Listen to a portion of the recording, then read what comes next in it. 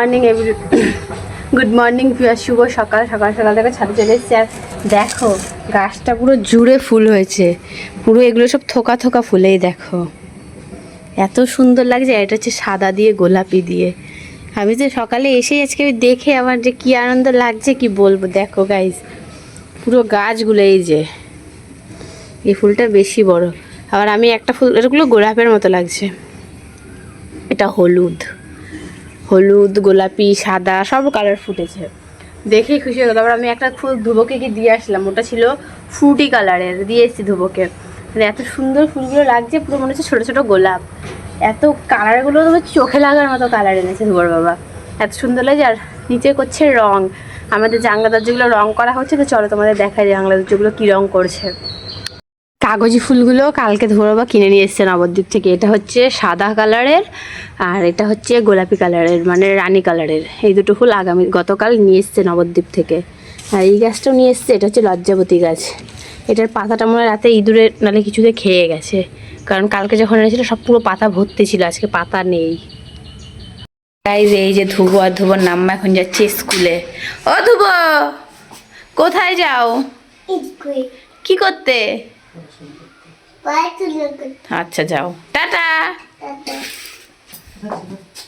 তো গাইস আমরা চলে এসেছি নবদ্বীপে ধুবোর জামা কাপড় কিনতে। তো দেশে আমরা একটা কেকের দোকানে কেক খাচ্ছি।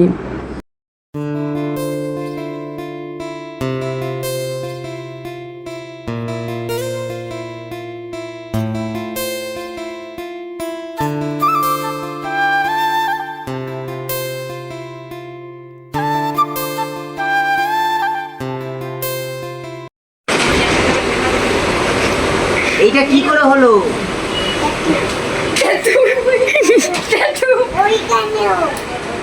আমি বলছি এইটা কি করে হলো? এই যে দাগগুলো কি করে হলো? কি করে হলো?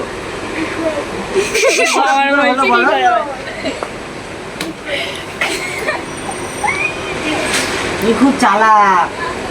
হ্যাঁ হ্যাঁ তুমি খুব চালাক। আমি খুব চালাক। এই যে দাগটা কি করে হলো?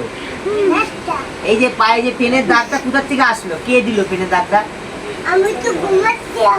হ্যাঁ তারপরে তুমি ঘুমাচ্ছিলে, তারপরে কি হলো? আমি শুনতে চাই কথাটা।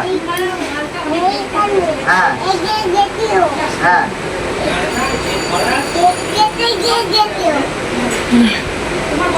তো গাইস আমরা নবদ্বীপ থেকে বাড়ি চলে এসেছি। আর দেখো ধুয়োর জামা কাপড় নিয়ে এসেছি, দেখাবো তোমাদের পরে একবারে।